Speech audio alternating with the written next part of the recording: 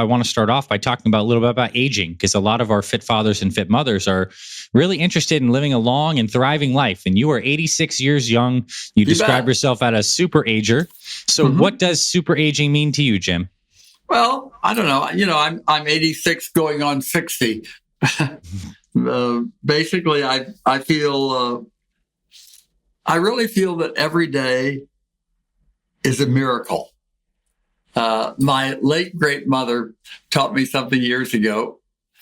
She said, in the morning when you get up and you face your number one enemy in life, that's that person in your bathroom mirror.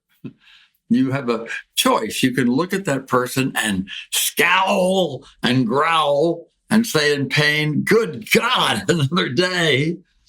Or you can smile sweetly at that person who could be a friend of yours if you really work on it, and say sweetly, good God, another day. Yeah. And I do that. It may sound a little corny, but I don't think of it as corny. I really think that every day is a miracle. I mean, there are no guarantees that we're going to wake up on the right side of the grass. Yeah.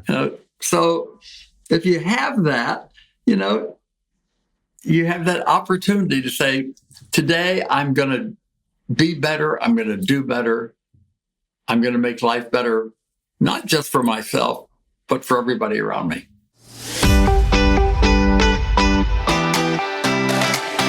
Hey there, my friend. It's Dr. Anthony Balduzzi, and I want to welcome you back to another episode here on the Fit Father Project and the Fit Mother Project podcast. This episode is truly special, and I would say it's one of a kind, because in just a moment, you're going to hear a conversation between myself and one of our expert guests, Jim Flaherty. Jim is 86 years young. He's an author, a career businessman, a father, a grandfather. He is healthy, he is spry, and he's out there really just sharing his love for life with the world. In fact, he just authored a new book, Dear Old Friends, a loving reminder that the band won't stop playing till you stop dancing. And I wanted to bring Jim on because I think it's really important to learn from our elders. And Jim is a guy who, by my estimation, is doing it really right. I mean, he is approaching 90. He is out there writing books. He is talking to schools. He is so full of life. His body is energetic and strong. He's doing the right kinds of things to take care of his health. He's living in balance and moderation. And in a sense, I think Jim is the goal that many of us in the Fit Father and Fit Mother communities are striving for. We're starting in our 40s or 50s and our 60s to establish these habits to get the weight off, to live healthy, so that when we get into these twilight years of life, we still have amazing quality of life. Jim certainly does, and we get into a very powerful conversation on a lot of things, stories of Jim's life, but also some life philosophy, the golden rule, and some of the things that Jim does to keep his body healthy. I know you're going to really enjoy it. I truly enjoyed it as well. And I also want to urge you, after listening to this conversation, if you feel very touched by what Jim shared and intrigued and you want to learn more, buy Jim's book. It's on Amazon. We're going to have links in the show notes. There'll be links in the description of this episode. It's called Dear Old Friends. You can also type in Jim Flaherty, Flaherty, into Amazon, and you can write Dear Old Friends and you'll find his book. I recommend you pick it up. This man is full of lots of wisdom, and I'm excited to share this conversation with you today.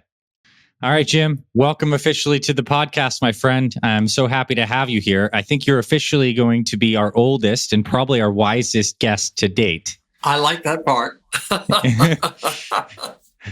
So I'm happy to have you, and I want to kick it off. I definitely want to talk about the book that you've written and that you're promoting on this podcast tour. But I want to start off by talking about a little bit about aging, because a lot of our fit fathers and fit mothers are really interested in living a long and thriving life. And you are 86 years young. You describe yourself as a super ager. So what does super aging mean to you, Jim? Well, I don't know. I'm 86 going on 60. Basically, I really feel that every day is a miracle. My late great mother taught me something years ago. She said, in the morning when you get up and you face your number one enemy in life, that's that person in your bathroom mirror. You have a choice. You can look at that person and scowl and growl and say in pain, good God, another day. Or you can smile sweetly at that person who could be a friend of yours if you really work on it and say sweetly, good, God, another day. Yeah. And I do that. It may sound a little corny, but I don't think of it as corny. I really think that every day is a miracle. I mean, there are no guarantees that we're going to wake up on the right side of the grass. Yeah. So if you have that, you have that opportunity to say, today I'm going to be better. I'm going to do better. I'm going to make life better, not just for myself, but for everybody around me. Okay? Yeah. Jim, when did you start adopting this mentality? Was this something you've had your entire life, or did it become more prominent as your body continued to age? Well, I think part of it, and you know something, Doctor, I don't know why it happened. My whole life, I had friends 20 to 50 years older than myself. I mean, when I was a teenager, and believe me, I wasn't a hip, sexy, really out there teenager. I was a nice kid, a really good kid. I remember old hags. They were probably women in their 40s who used to advise me and talk to me. And when I was 40 years old, my best friends were 75 and 80. And I listened to them, and they'd say, turn left, turn right, don't do that. That's stupid, or that's great, Jim. That's wonderful. And you know something, they made it great to be Jim, and they taught me to respect my own decisions and also to think them out. I listened to them. They were smarter than I was. They had been there. Yeah. Whatever walls they had to climb, they'd already clumb. Mm-hmm. They'd done it, and I hadn't done that all. I just think it's very wonderful to look at every generation. I noticed, I read a wonderful proverb one day, an African proverb. They say, when an elder dies, it's as if a library burns.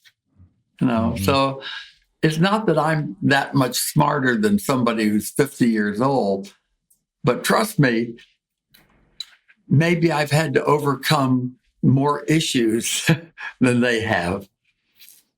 And maybe I have a different point of view. I look back now and I think it's too bad that companies start to retire people in their 60s, because in truth, sometimes in your 70s, you're smarter. Yeah. So Jim, I want to have a follow-up question on that. Okay. At your age and your life experience now, what is most important to you in life? Okay. I'm a great believer. I was, again, this goes back to my mother, who was widowed twice, but was really a terrific dame. She raised me with the golden rule, which we know started with Confucius 300 BC, but it evolved into a very awkward set of words with a good message. Do unto others as you would have others do unto you. As a father, I had two little girls who are now 60 and 62. And it kills you when your children are in their 60s. But I rewrote the golden rule, both for myself and for my children. And they still play it back to me, and they've used it with their own sons. I've got 4 grandsons and 1 great-grandson. It's very easy. 5 words. You get what you give. So in your daily actions, if you lend a helping hand, or you have a sympathetic ear, or a generous heart, or a warm embrace, you get that back. Mm-hmm. And if all you do is criticize and yell and demand and complain and spread depression, that also comes back to bite you know where. Mm-hmm. And so what do I want? What do I think is important? There are 2 things. For me personally, very important is I want every day to be productive. I know that sounds stupid, but I was not created to float around a pool with a margarita in my hand. Yeah. I get up every day and say, wow, it's another chance to do something, both for myself and for the world in general. And I really have to still produce something. So here I am at 86, as I said, going on 60. I'm still writing. And writing is not easy. Writing requires everything has to work. Yeah. You really can't. And I don't wake up in pain. Everybody said, well, as you get older, you're going to hurt all over. Huh? I don't hurt all over. I had a form of cancer years ago. And one year somebody knocked me over and I broke my femur and I had 3 operations on one leg and hip. I had rotator cuff stuff. It's okay. I did what I was supposed to do. I did all the PT. And honest to God, Dr. Anthony, I can tell you, I do not wake up hurting. Now, I'm fortunate. I realize there are physical ailments that you have no control over. I mean, people develop rheumatoid arthritis or neuropathy, or they have spinal issues. Mm-hmm. Some of that is their own fault because they're overweight. They sit on a sofa. They don't do a damn thing. They don't move their bodies. But some of it is hereditary. I mean, DNA does have a lot to do with who we're going to be, right? I don't know. Am I rambling or did I answer your question? You totally answered my question. Well, I want to talk a little bit about what you do to take care of your body. And what do you do for self-care? And I mean, and I don't even want to limit to your body because I just want to say self-care because body, mind, spirit, what are part of your self-care rituals and practices? Absolutely. I mean, first of all, I believe that discipline is not a bad thing. Just as many people, and I hope everybody reads, there was a wonderful book by an Admiral McLaren, I think his name was. He was an ex-Navy SEAL, and he wrote a book called Make Your Bed. Yeah. And I listened to his speech. He gave it as a commencement address at some university. And it's a terrific thing. And I, at 86, and I've been doing this, I might add, for the last 50 years. I wake up in the morning between 7 and 7:30, and I roll out of bed, and I turn around and make my bed. Now, I am spoiled. I have a very sweet, wonderful woman. She's my treasure, a 59-year-old little Mexican lady who has lived under my roof for 22 years. Wow. I call her the nanny. And she still calls me Senor Jim, even though we're 22 years. I mean, she's in my will. I mean, we're family. Yeah. She's wonderful. And she says, Senor Jim, I will make your bed. And I said, and Esther, that someday you'll have to.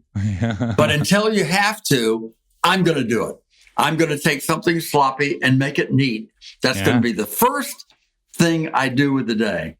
Then I get up, wash my face, I go out and sit down, and I have the same breakfast every day, which may sound boring, but it's really terrific. It's a great way to start the day. I have a big, almost a double portion of freshly cut up fruit with homemade applesauce on it, which has nothing in it. It's just apples. Nice. And I have no rough muffins, no toast, no nothing. I have that. I have black coffee, and I go down to the pool and I do 30 minutes of serious exercise, not swimming laps. I exercise in a 10 by 10 area with weights, and I'm doing deep knee jogs and doing all this stuff in shoulder deep water. Yeah. And do 1,200 high knee jogs. Yeah. And I do all that, 30 minutes of it, come up, take a hot shower, change for the day, and I start my day. Okay, that's a very nice, healthy part. Yeah. I used to have lunch and then dinner. I decided I don't have that. This up to last June, I was taking care of a partner who had dementia. And I did 3 years of taking care of somebody with dementia. And that, if you want to put a strain on your life, you think it's the end of the world, and it's 24/7. And that's what I did for 3 years. I didn't really live. I just was there to take care of somebody. Mm-hmm. So now I have my new schedule. I have my wonderful breakfast, exercise, I'm clean, I'm ready for the day. And I have my one other meal of the day is between 2 and 4 o'clock in the afternoon. Yeah. And it's dinner. It's not lunch. I have a full dinner. Yep. I will sit down today. We've scheduled dinner today for 2:30, mm-hmm. and we're having ahi tuna and wonderful vegetables and a great salad. I mean, a terrifically healthy dinner. I have, I laugh. I say some people do marijuana and cocaine. I do ice cream. I'll have a big serving. It's a low-calorie ice cream, but it happens to taste very good. And I have that as my dessert. And if I'm still hungry at 8 o'clock at night, I sometimes will even have a little more ice cream. Yeah. But I can tell you, I know that weight control is very much a part of your business, Doctor. Yeah. This morning, I weighed myself, knowing that I'm going to be on with you today, and I weighed 167.7 pounds. Now, you have to know, when I was 22 years old and 6'3.5", I went into the Army weighing 190 pounds, which wasn't bad for 6'3.5", right? Yeah. Right. At the end of basic training, which is 8 weeks of nonstop exercise and hikes and this and that. I mean, I thought I was going to die. I was such a civilian for me to go through basic training. And I remember standing there and the CO saying, besides the fact that you all men are going to be fine soldiers and giving us all that crap, he said, I want you to know something, that right this minute, so you remember it your whole life, right this minute, you're at the best weight of your life. And I weighed 175 pounds. Okay, now I'm 2.5 inches shorter. You shrink as you get older. Fortunately, I started out tall, so I'm still 6'1", and I weigh 167 or 168 pounds. It goes back and forth, which is good. And yet I don't have a six-pack anymore. It looks more like an unpacked case of Ensure. But it's okay. It's okay. I still have a waistline. I don't look like I'm 7 months pregnant. Yeah. I don't like that look for a man. I think it's terrible, and I never wanted to have it. And my children said, "Thank you very much for forcing us to never letting us eat anything." I said, "Aren't you glad? Otherwise, you would just be big fat cows walking around, and I would be very unhappy with it." So I do think it's important. I think that's very much a part of taking care of yourself. That, and well, we can get into it. You might want to talk about. We can talk about having a passion. Yeah, having a reason to wake up. Well, let's get into that right now too. I mean, your routine is absolutely fantastic, for sure, and it's a wonderful. And I also really love how you've adapted your movement to be exercised in the pool. I mean, that's probably the best. You're moving your joints in a way that feels great. Let's talk about the passion side of things. And also, I imagine that gets into why you wrote your book, Dear Old Friends, a loving reminder that the band won't stop playing till you stop dancing. So let's talk about passion, and let's talk about your book and kind of what drives you and the importance of that. Absolutely.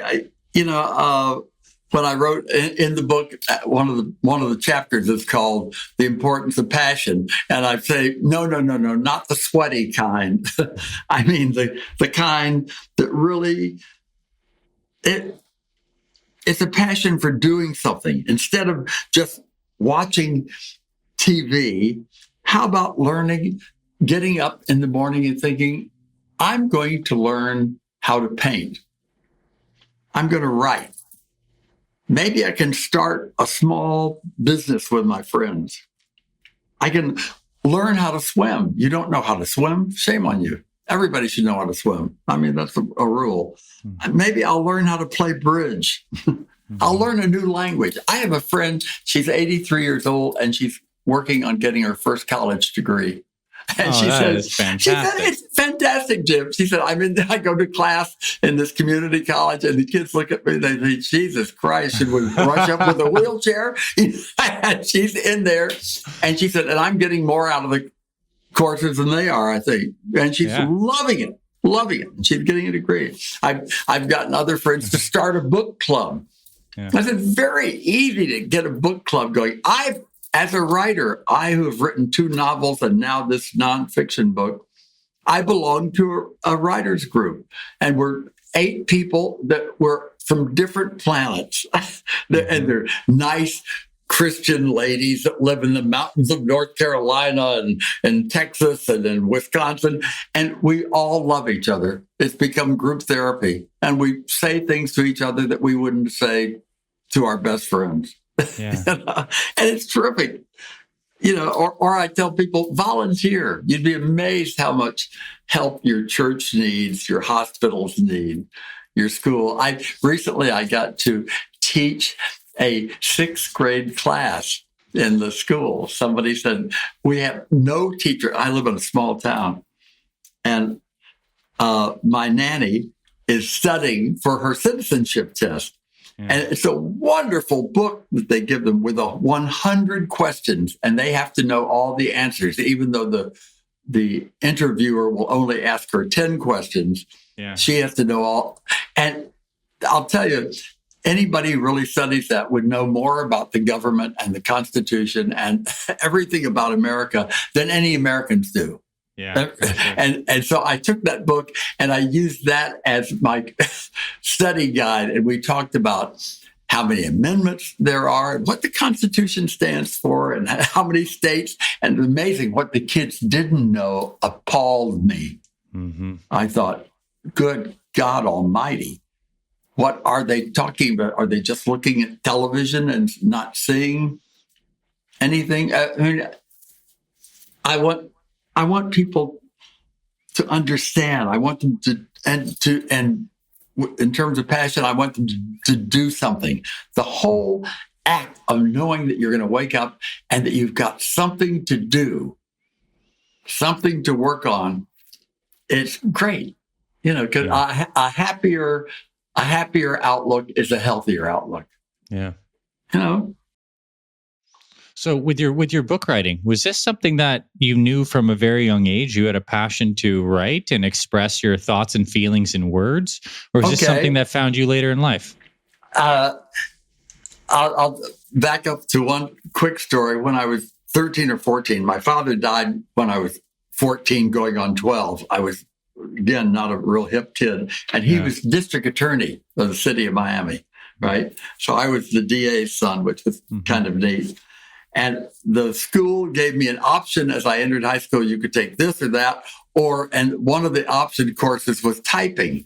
And I mentioned it to my father, and he said, good, Jimmy, you're going to take typing. And I said, typing? Daddy, only girls take typing so they can become secretaries.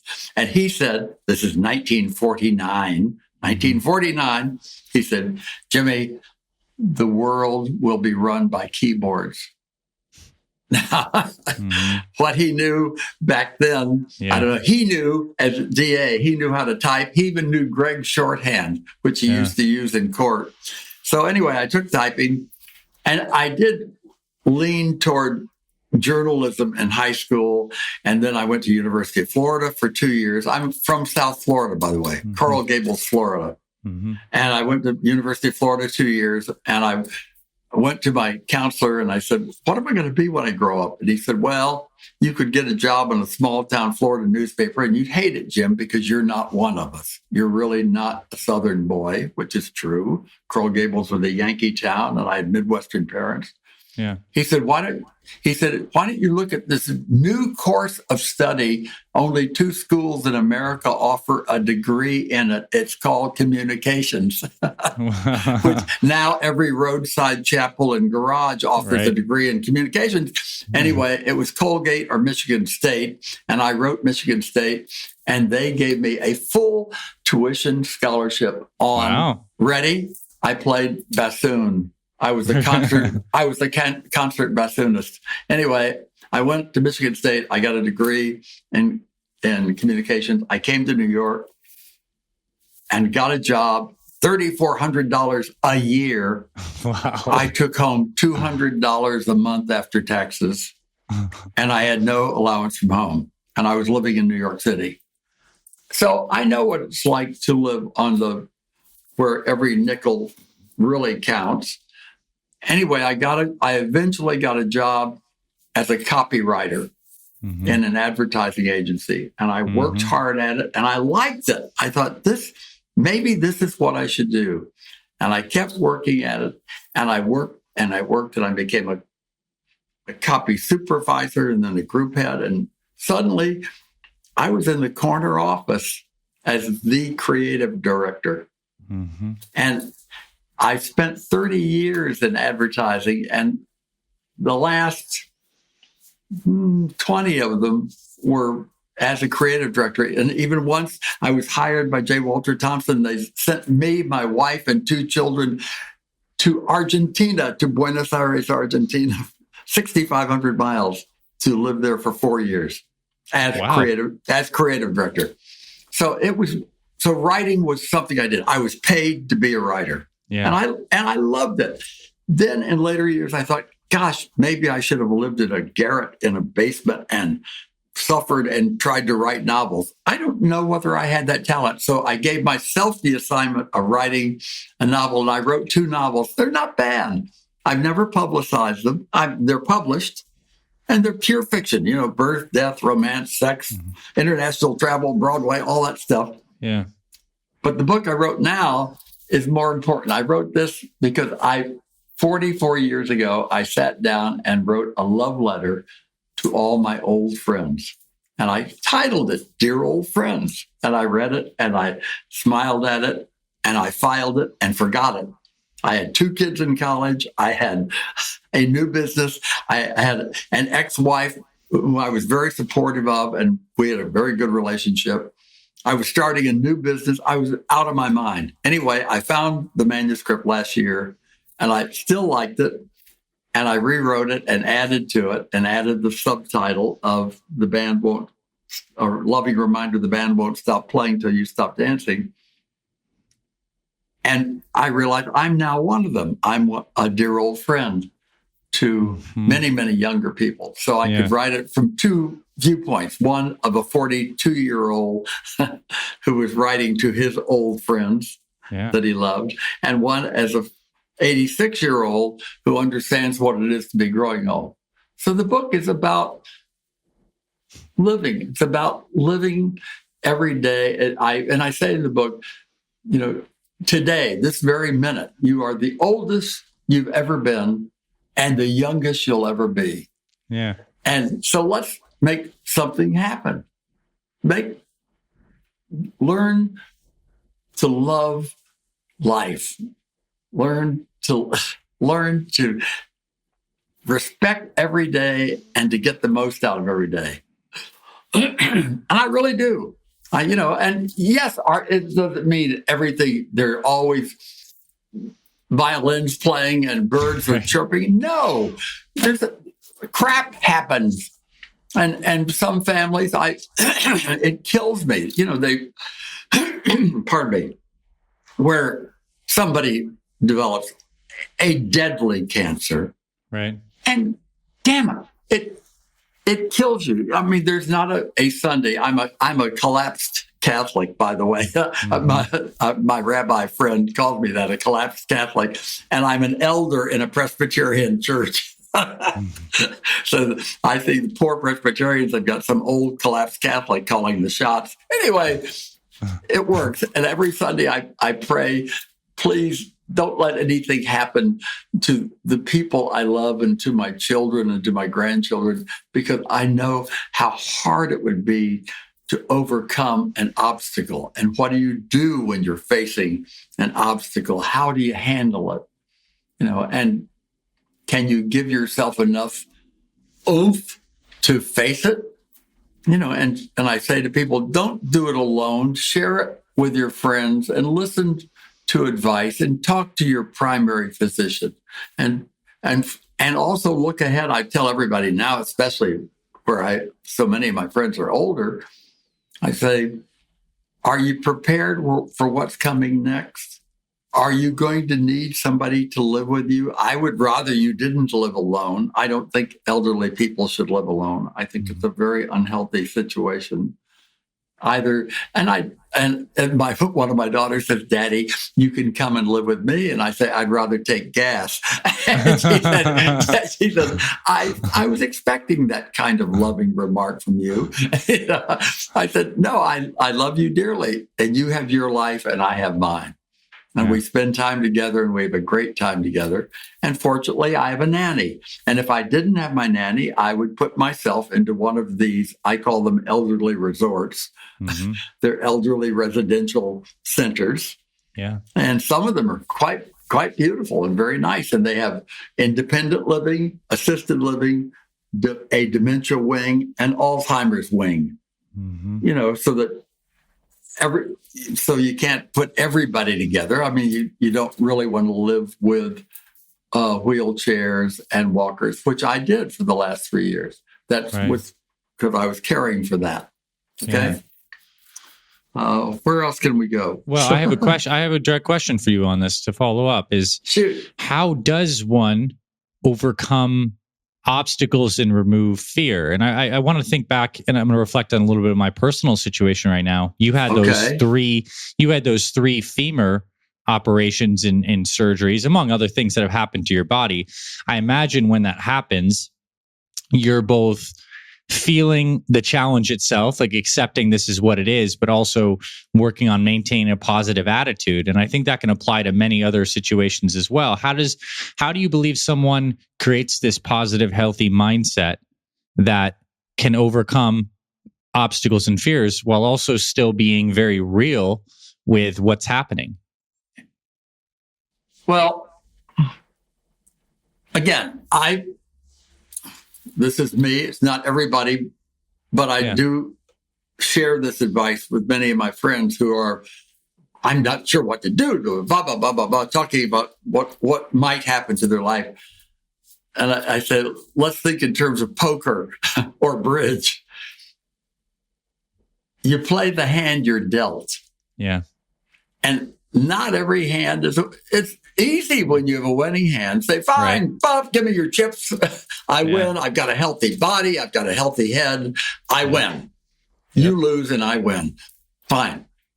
So suddenly you find, because of your DNA, as this is happening to two of my friends, their eyesight is going. Mm-hmm. And I think, how can that possibly happen? They said, Jim, it happened. My mother went blind and I am going blind. And one of them, a fellow, is a brilliant painter and he's going blind. And I think that's really unfair.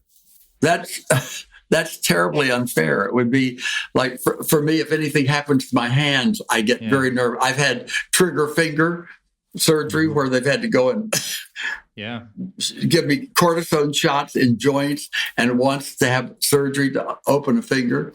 And because it makes me nuts. If I can't type, if I lose the use of this thing, this is my machine gun in life, then I'm lost. And when I say to people, when you come up against that, first try to analyze what choices you have. The best possible choice is this, and you see, is that possible? Can you afford it? Is there a way of doing it? Do you have the right support system to do it? If not, what else can you do? But first try to analyze it and get help. Talk to somebody about it. You may have friends who have a brilliant idea, or everyone should hopefully in their life have a good primary physician that can give them some advice, whether he can cure them or not. Yeah. Give them advice, or a good.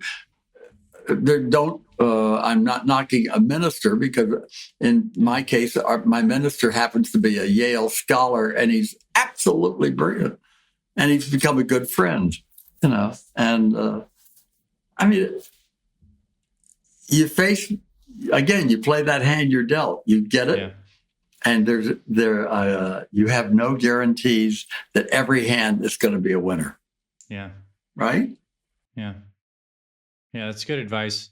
I think there's elements of acceptance there, and also creativity and resource, and pulling in other people's advice and analyzing things. But I imagine acceptance is a big part of it. Thinking about your painter friend. Thank you. Thank you, Doctor. That's very much a part of it, and I've been discussing that because I have a lot of single elderly friends, mainly women. There are more widows than there are widowers.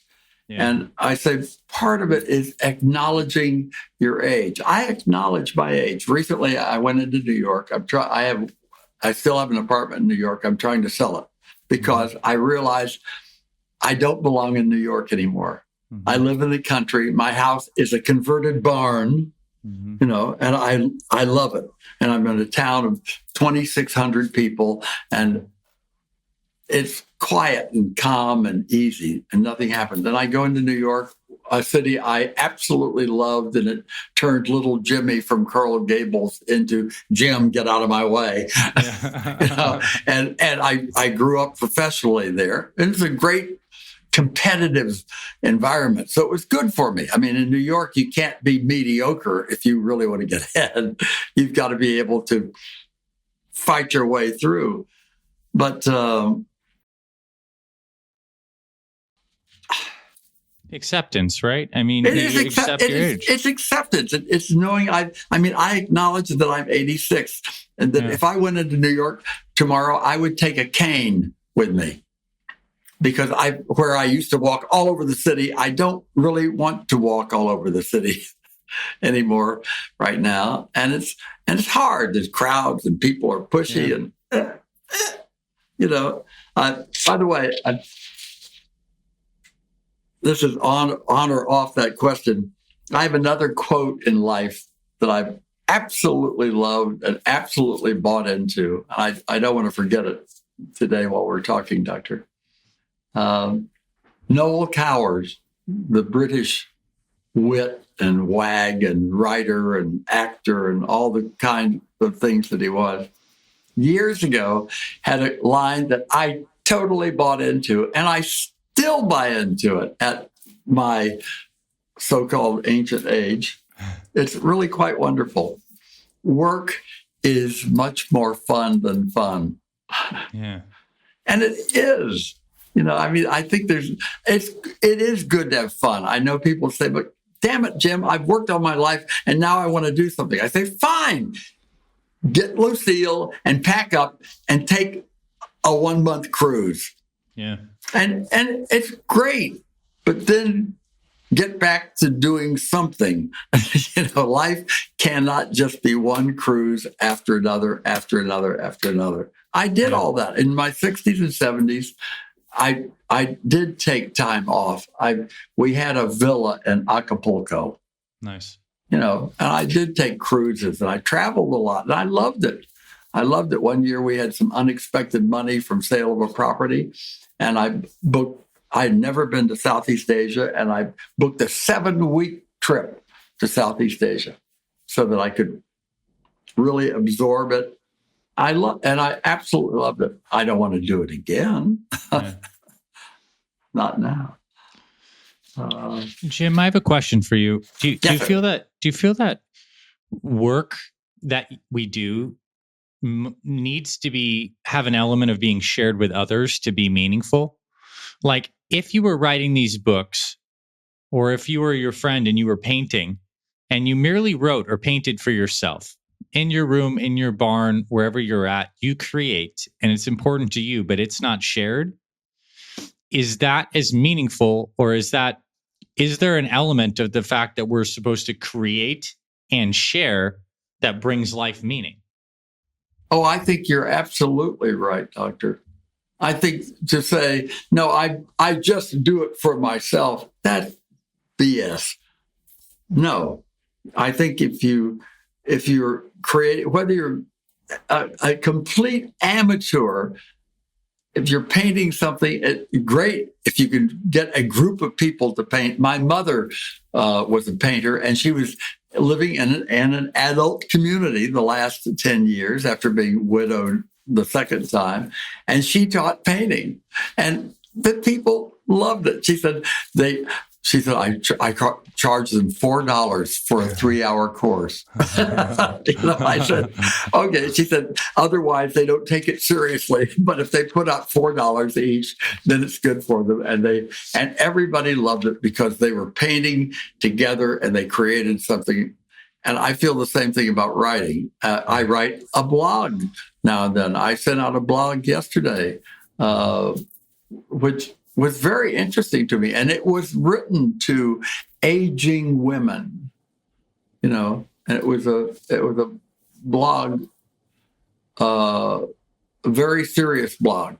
And it was good for me to write it and to discuss to the women that ran it and the ramifications of what they were writing and what they were sending out. I think that's terrific. I love what you're doing. You're talking to people about a subject I have totally bought into my whole life. Yeah. I think that being fat or obese is dopey. I mean, it's not necessary. People say, well, it's just, I can't help it, Jim. I said, I'm trying to clean up my language instead of say the normal things I say to them. But that's absolute nonsense.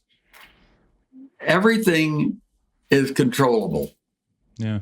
I mean, it's taking discipline. It's looking at yourself in the mirror and saying, hey, I don't like that person.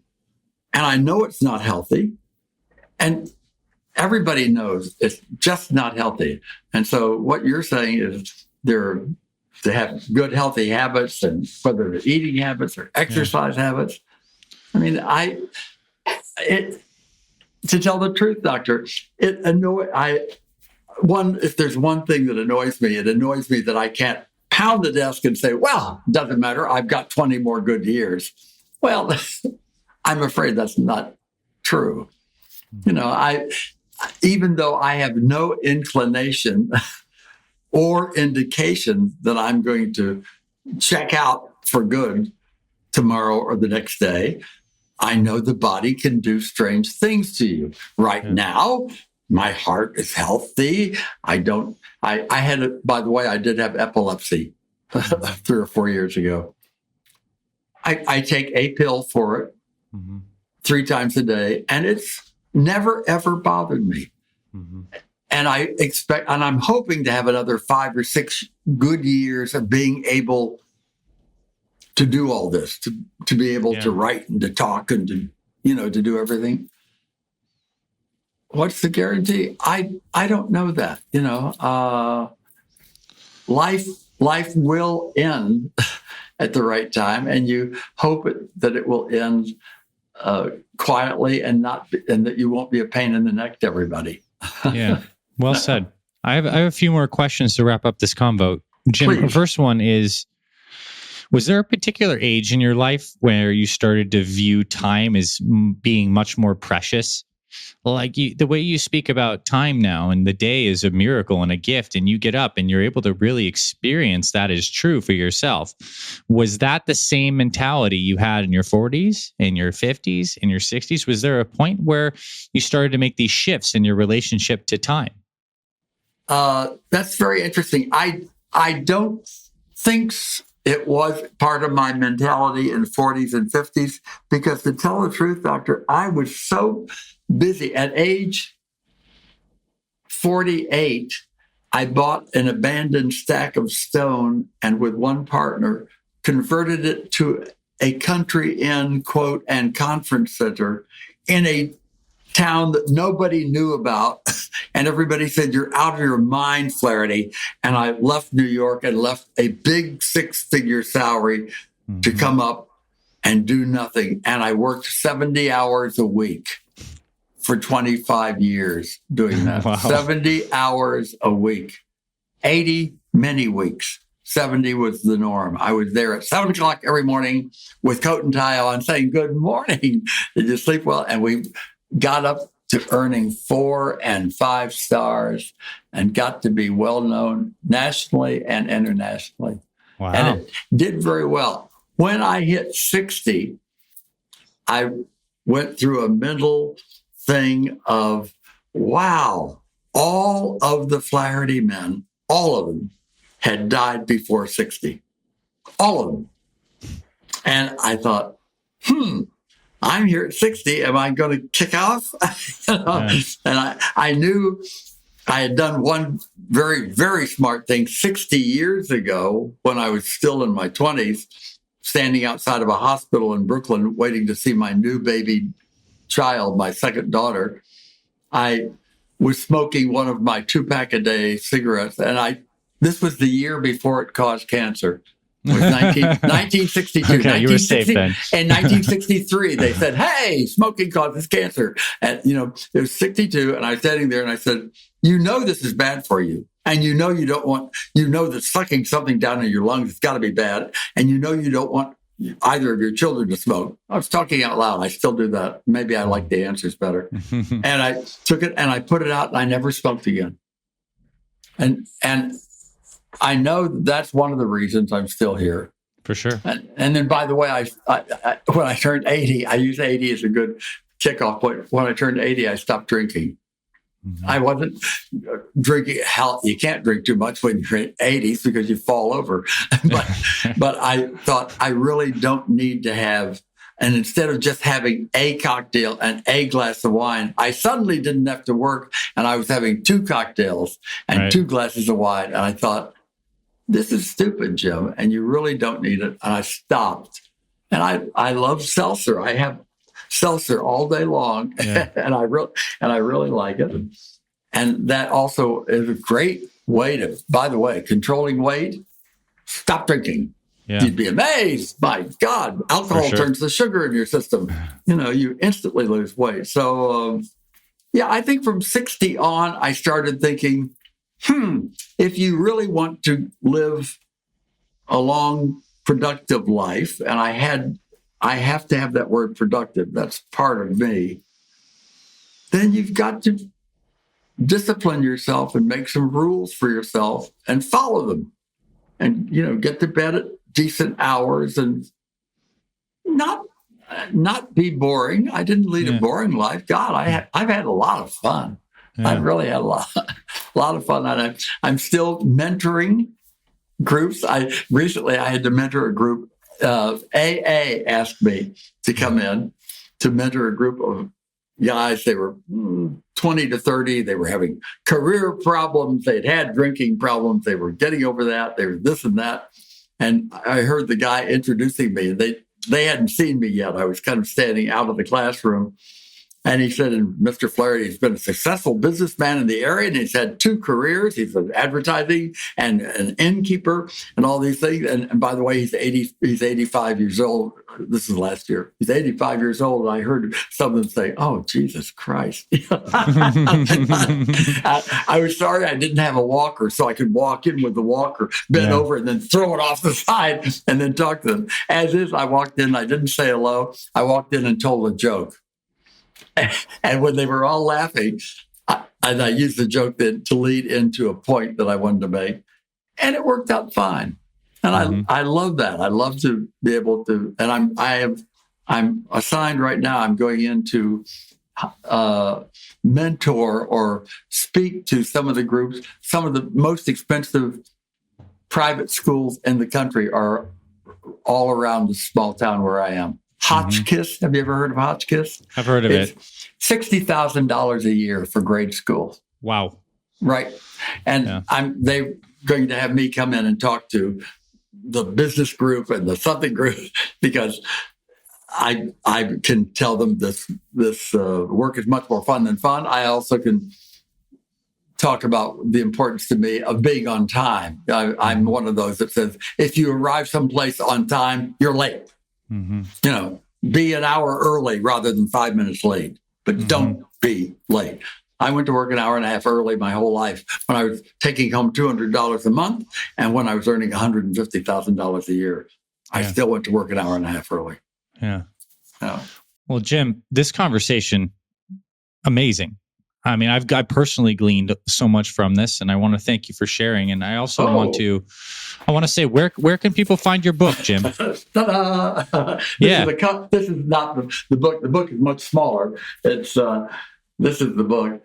It's on Amazon. You go to Amazon and you can type in "Dear Old Friends."